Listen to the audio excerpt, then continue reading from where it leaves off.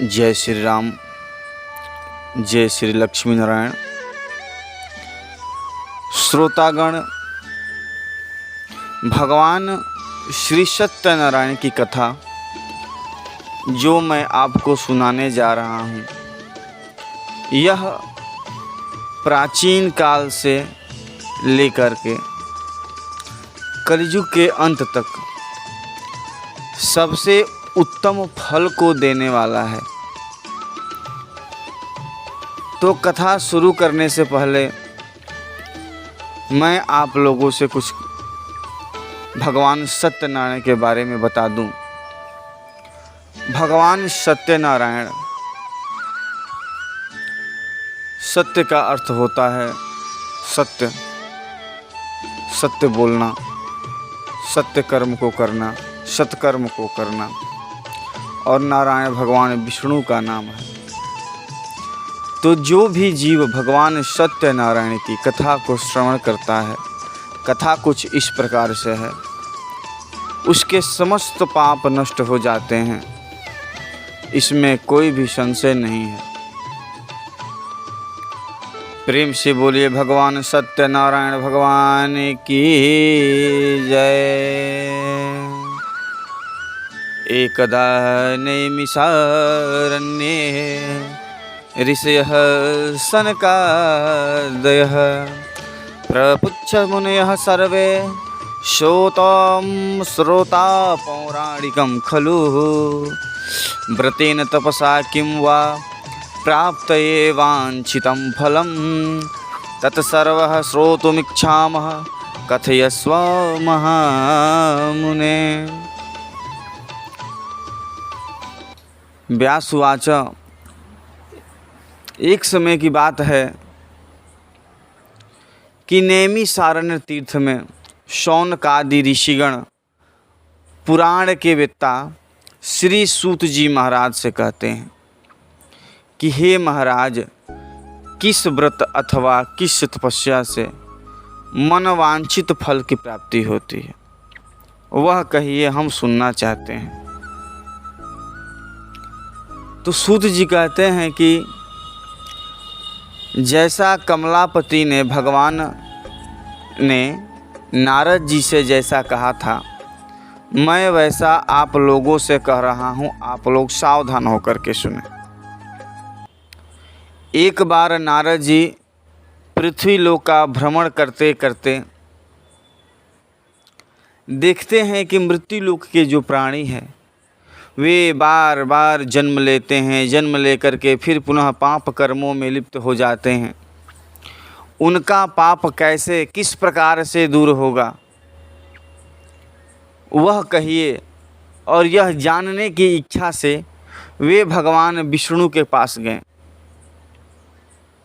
भगवान देखते हैं कि देवर्षि हमारे पास आए रहे हैं, जहाँ पे क्षीर सागर में भगवान लक्ष्मी नारायण के साथ विद्यमान हैं।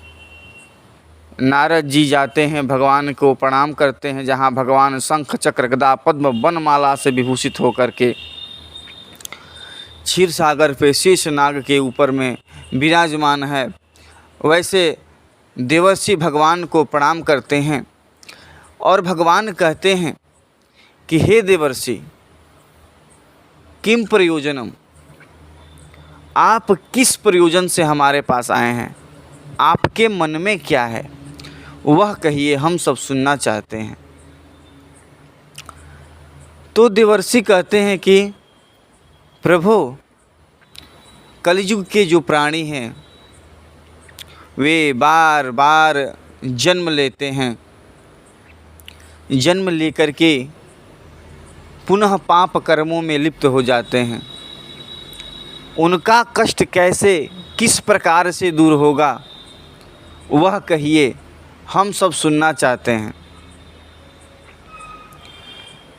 तो भगवान कहते हैं कि कलयुग के जो प्राणी हैं, भगवान कहते हैं कि कलयुग में भगवान सत्यनारायण की कथा सबसे श्रेष्ठ और सबसे उत्तम कथा को देने वाली है। मनुष्य नित्य श्रद्धा भाव से, भक्ति भाव से स्नान, संध्या, आसन इत्यादि को करके वे भगवान सत्यनारायण की कथा को श्रवण करें। अपने बंधु बांधवों के साथ ब्राह्मण को, आचार्य को किसी बुला करके कथा को श्रवण करनी चाहिए। तो नारद जी कहते हैं कि कथा किस प्रकार और कैसे करना चाहिए, इसका फल क्या है। तो भगवान कहते हैं कि रंभा फलम गोधूमस्य चचूर्णकम, पके हुए केले का फल, घी, दूध, गेहूं का चूर्ण सवाया मात्रा में बना करके भगवान को अर्पण करना चाहिए। अपने बंधु बांधव के साथ भगवान श्री सत्यनारायण की कथा करनी चाहिए और ब्राह्मण को भोजन करा के रात्रि में नित्य गीत आदि का आयोजन करना चाहिए। ऐसा करने से वह जीव अंत में सत्यपूर्व भगवान के वैकुंठ लोक को प्राप्त करता है।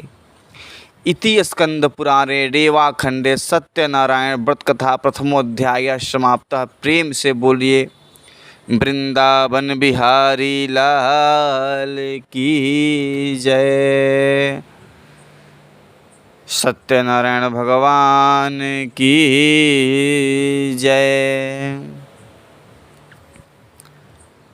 दूसरे अध्याय की कथा है। एक नगर में सतानंद नामक ब्राह्मण रहते थे। वह ब्राह्मण अत्यंत दरिद्र और निर्धन था। वह ब्राह्मण प्रतिदिन भिक्षा मांग करके अपना गुजारा करता था। यह देख करके एक बार ब्राह्मण प्रिय भगवान साधु का वेश बना करके पृथ्वी लोक पर आए और उस ब्राह्मण से कहते हैं कि आप किस प्रयोजन से नित्य पृथ्वी पर आप घूमा करते हैं। हे ब्राह्मण, आपके मन में क्या है। तब सतानंद नामक ब्राह्मण कहते हैं कि हे प्रभु, मैं तो अत्यंत दरिद्र ब्राह्मण हूँ और मैं भिक्षा मांग करके अपना गुजारा करता हूँ। अगर आप हमारे इस दरिद्रता को दूर करने का कुछ उपाय जानते हैं तो कहिए। तो भगवान कहते हैं कि हे ब्राह्मण, कलयुग में भगवान सत्यनारायण की कथा सर्वोत्तम और श्रेष्ठ कथा है और शीघ्र ही फल को प्रदान करती है। तो ब्राह्मण कहते हैं कि इस कथा को कैसे, कब करना चाहिए, इसका फल क्या है। भगवान कहते हैं कि नित्य क्रिया से निवृत्त होकर के जीव भक्ति श्रद्धा से वह पके हुए केले का फल, घी, दूध, गेहूं का चूर्ण सवाया मात्रा में बना करके अर्पण करना चाहिए। अपने बंधु बांधवों के साथ भगवान सत्यनारायण की कथा करनी चाहिए। ब्राह्मण को बुला करके कथा श्रवण करनी चाहिए। यह सोच करके उस ब्राह्मण ने मन में संकल्प लिया कि आज भिक्षा मांगने से जो धन की प्राप्ति होगी, मैं उसी धन से भगवान सत्यनारायण का व्रत एवं पूजन को करूँगा। और उस दिन उसको भिक्षा में ढेर सा द्रव्य प्राप्त हुआ। उसने उस पैसों से पके हुए केले का फल, घी, दूध, गेहूं का चूर्ण सवाया मात्रा में बना करके अपने बंधु बांधव के साथ वह कथा को करने लगा। एक बार वह अपने घर में भगवान सत्यनारायण की कथा को श्रवण कर रहा था। उसी समय एक लकड़हारा लकड़ी का बोझ मस्तक पे रख करके वह ब्राह्मण के घर के पास आया। वह उसको प्यास लगी थी, प्यास के उद्देश्य से वह लकड़ी का बोझ ब्राह्मण के घर के बाहर रख करके ब्राह्मण के घर में गया। ब्राह्मण को पूजन करता हुआ देख वह वहीं पे बैठ गया। कथा जब पूर्ण हुई तो ब्राह्मण से कहता है कि हे ब्राह्मण देवता, आप यह क्या कर रहे हैं और इसको करने से किस फल की प्राप्ति होती है। तो ब्राह्मण कहते हैं कि मैं अतुल तेज संपन्न भगवान विष्णु का पूजन कर रहा हूँ और इसको करने से निर्धनता जो है दूर हो जाती है, मनुष्य धनवान हो जाता है, पुत्रवान हो जाता है और भगवान की कृपा से वह भगवान के शाश्वत धाम को भी प्राप्त हो जाता है। वह लकड़हारा मन में निश्चय किया कि आज लकड़ी बेचने से जो धन की प्राप्ति होगी, मैं उसी धन से भगवान सत्यनारायण की पूजा करूँगा। ईश्वर की कृपा से उस दिन उसको भिक्षा में ढेर सा द्रव्य प्राप्त हुआ। उसने उस पैसों से पके हुए केले का फल, घी, दूध, गेहूं का चूर्ण सवाया मात्रा में बना करके भगवान की कथा को श्रवण किया और वह प्रत्येक मास ही भगवान सत्यनारायण कथा को श्रवण करने लगा। दीनों के परिपालक यह देख कर कि ये बहुत ही प्रसन्न हुए और वह लकड़हारा धनवान हो गया, पुत्रवान हो गया और अंत में जब शरीर का त्याग किया तो वो भगवान के शाश्वत धाम वैकुंठ लोक को प्राप्त हुआ। इति स्कंद पुराणे रेवाखंडे सत्यनारायण व्रत कथा द्वितीयोध्याय समाप्तः। प्रेम से बोलिए भगवान सत्यनारायण भगवान की जय। आनंद कंद भगवान की जय। तृतीय अध्याय की कथा है। एक नगर में एक राजा रानी रहते थे। वह राजा रानी प्रतिदिन स्नान ध्यान करके जब तक पूजा करते थे, दान करते थे, फिर ही वह भोजन को ग्रहण करते थे। बिना पूजन किए, बिना दान किए वह कभी भोजन ग्रहण नहीं करते थे। एक बार राजा रानी भद्रशिला नदी के तट पर भगवान सत्यनारायण की कथा को श्रवण कर रहे थे। उसी समय साधु बनिया अपने नाव को लेकर के वह भद्रशिला नदी के तट पर आता है। अपनी नौका को घाट पे लगा करके राजा को पूजन करता हुआ देखता है तो वह प्रणाम करके वहीं बैठ जाता है। कथा जब पूर्ण होती है तो साधु बनिया कहता है कि हे भगवान, हे राजन, आप यह क्या कर रहे हैं?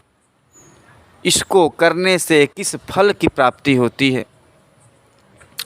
तब राजा कहते हैं कि मैं भगवान विष्णु का पूजन कर रहा हूँ, सत्यनारायण की कथा को श्रवण कर रहा हूँ। इसको करने से संतान की प्राप्ति होती है। संतान रूपी शब्द को, वाणी को सुन करके वह साधु बनिया बहुत ही हर्षित हुआ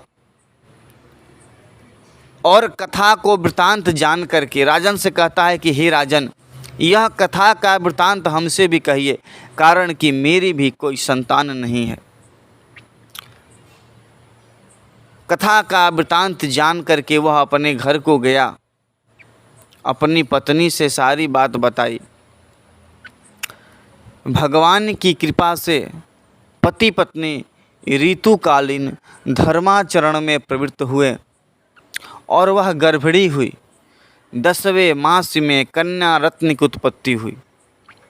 उस कन्या का नाम कलावती रखा गया। एक बार लीलावती अपने स्वामी से कहती है कि हे प्रभु, पूर्व के संकल्प के अनुसार कथा क्यों नहीं श्रवण करते। तब साधु बनिया कहता है कि हे प्रिय, हम कन्या के विवाह के समय यह कथा को कर लेंगे। और यह कह करके वह व्यापार करने के लिए चल पड़ा। कुछ दिन बीत जाने के बाद एक बार अपनी पुत्री को सखियों के साथ क्रीड़ा करती हुई देख करके, खेलती हुई देख करके, विवाह के योग्य समझ करके अपने दूत से कहता है कि जाओ और एक सुंदर वर को देख करके ले आओ। साधु बनिया की आज्ञा से दूत जाते हैं। सुसंपन्न कांचन नगर में जाकर के वहाँ से एक वणिक पुत्र को लेकर के आते हैं।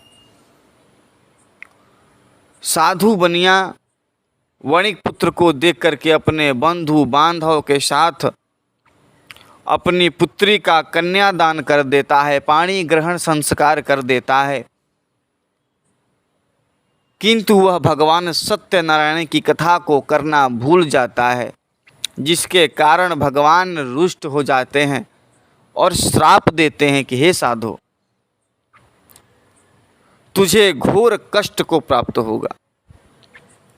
कुछ दिन बीत जाने के बाद साधु बनिया अपने जमाता के साथ व्यापार करने के लिए उद्यत हुआ कि अब हमें व्यापार करने के लिए जाना चाहिए, चलना चाहिए। और अपनी जमाता के साथ वह व्यापार करने के लिए चल पड़ा।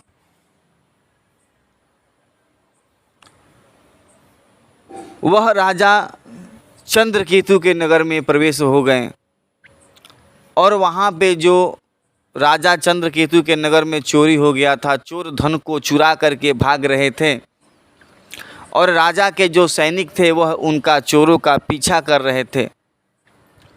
चोरों ने देखा तो वह जो धन चुराया था वह धन को वहाँ पे रख करके अंतर्धान हो गए। धन को वहाँ पे पड़ा हुआ देख करके राजा के दूत ने उन दोनों वणिक पुत्रों को पकड़ के ले जा करके राजा के समक्ष ले गए। राजा ने बिना देखे आज्ञा दे दी कि उन दोनों को कारागार में डाल दिया जाए। ईश्वर की कृपा से उनकी बात किसी ने नहीं सुनी। इधर उनके जो घर में धन था वह सारा का सारा धन जो था वह सब चोर चुरा ले गए। अन्न के दाने के लिए लीलावती और कलावती घर घर भटकने लगी। एक बार देर रात्रि में कलावती अपने घर को आई तो लीलावती कहती है कि हे पुत्री, तेरे मन में क्या है? तू इतनी रात्रि में कहाँ रुक गई थी? तब कलावती कहती है कि माँ, मैं एक ब्राह्मण के घर में भगवान सत्यनारायण कथा को श्रवण कर रही थी, इसी में विलंब हो गया, मैं सत्य कह रही हूँ। तब लीलावती कहती है कि ईश्वर की कृपा से हम भी प्रातः होते ही भगवान सत्यनारायण कथा को श्रवण करेंगे। भगवान हमारे पति और जमाता के अपराध को क्षमा करें। इधर राजा चंद्रकेतु ने स्वप्न में देखा कि भगवान कह रहे हैं कि हे राजन, प्रातः होते ही उन दोनों बंदी जनों को नहीं छोड़ा तो मैं तुम्हारा राज्य और पाट सब नष्ट कर दूंगा। राजा चंद्रकेतु ने अपने सभासदों के साथ, मंत्रिमंडल के साथ मंत्रणा की, स्वप्न की बात बताई तो सब ने कहा कि हे राजन, उन दोनों को छोड़ दो। राजा ने क्षौर कर्म करा करके नए नए वस्त्र को, अलंकार को अलंकृत करके उनका जो धन लिया था वह धन दूना करके दिया। इधर लीलावती और कलावती भगवान सत्यनारायण कथा को श्रवण की भगवान से बारंबार क्षमा याचना करने लगी, प्रार्थना करने लगी। कि हे भगवान हमारे पति और जमाता के अपराध को क्षमा करें।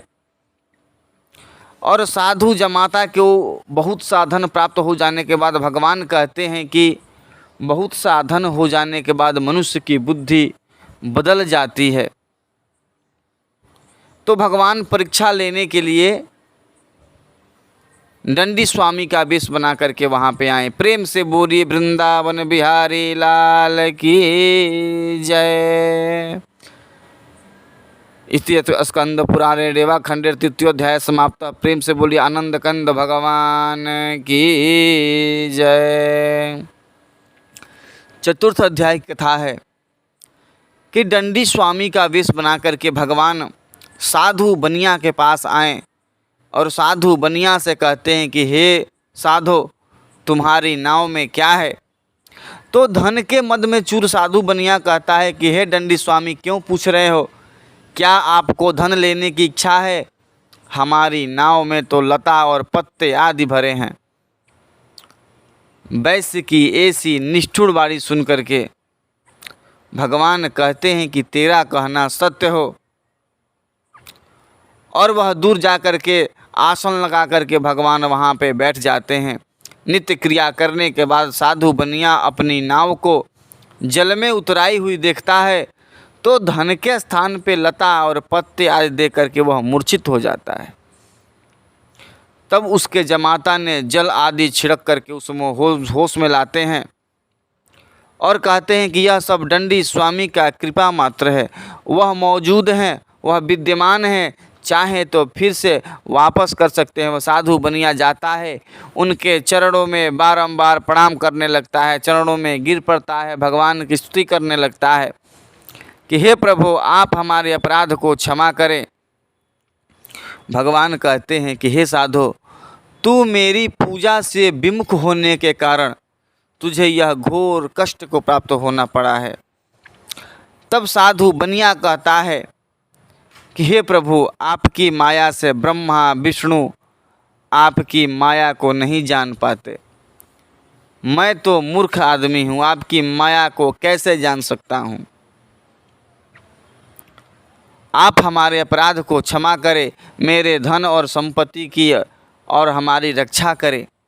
ऐसे वाणी सुन करके भगवान प्रसन्न हो गए और भगवान ने आशीर्वाद दिया कि जाओ तुम्हारा जो धन था वह पुनः धन वापस हो जाए। वह साधु बनिया अपने नाव को लेकर के अपने नगर में आया और अपने दूत को कहता है कि जाओ घर जा कर के कहो कि साधु बनिया बहुत से धनराशियों के साथ नगर में लौट आए हैं। इधर लीलावती और कलावती भगवान सत्यनारायण कथा को श्रवण कर रही थी। तो लीलावती कहती कि हे पुत्री तू कथा को समाप्त करके प्रसाद को ग्रहण करके अपने पति के दर्शन के लिए आओ, तब तक मैं चल रही हूँ। कलावती ने कथा को पूर्ण किया लेकिन प्रसाद का बिना ग्रहण किए वह अपने पति के दर्शन के लिए चल पड़ी, जिससे भगवान रुष्ट हो गए और उसके पति को नौका सहित जल में हरण कर लिए। इधर कलावती अपने पति को न पा करके पति की पादुका लेकर के सती होने का अन्वेषण करने लगी। नाव का संचालन करने वाले मल्लाह भी अचरज में पड़ गए कि नौका अभी अभी यहीं थी, नौका अभी अभी कैसे अदृश्य हो गई। इधर साधु बनिया बारंबार क्षमा याचना करने लगा। तब आकाशवाणी हुई कि हे साधो तेरी अगर पुत्री घर जा कर के प्रसाद का ग्रहण करके आवे तो उसका पति सकुशल पूर्वक उसको मिलेगा।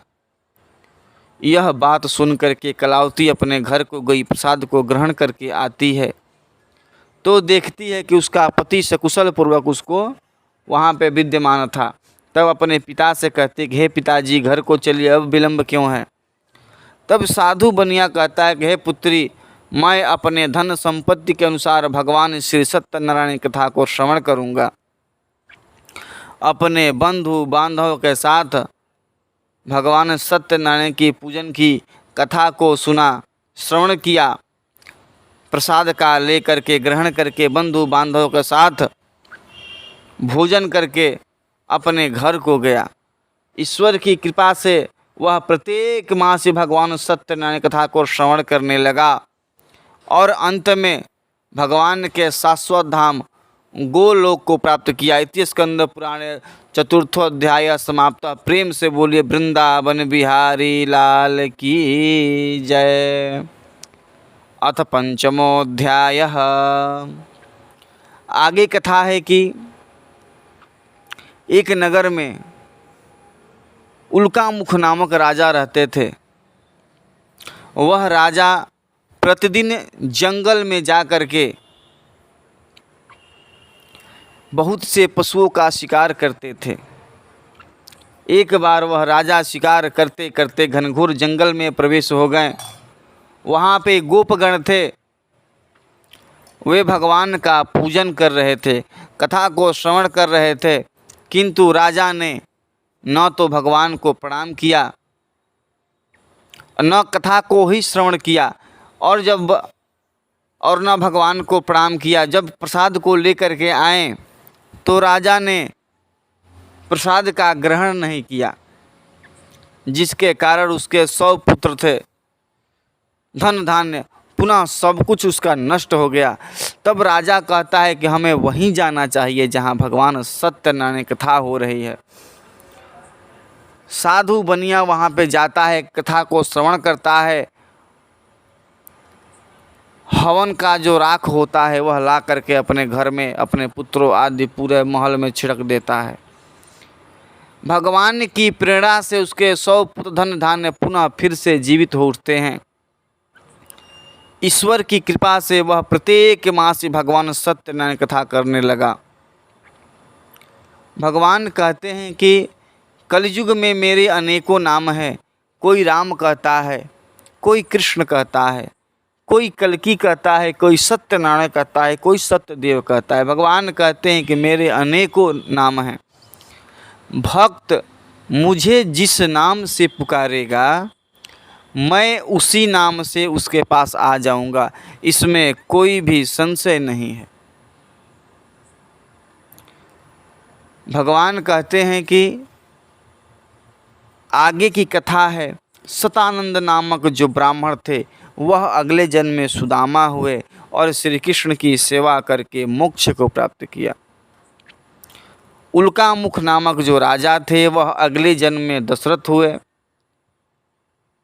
और श्री रंगनाथ की पूजा करके मोक्ष को प्राप्त किया।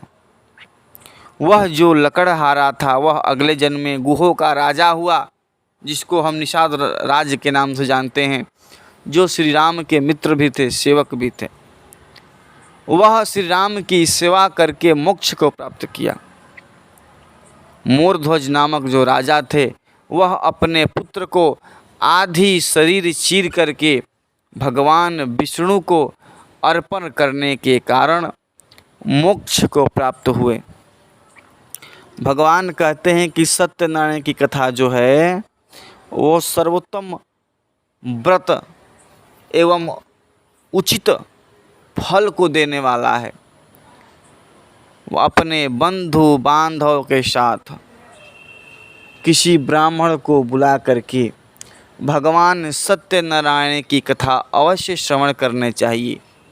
हो सके तो प्रत्येक मासी किसी जन्म उत्सव पर, विवाह का एनिवर्सरी हो तब कथा को श्रवण करनी चाहिए।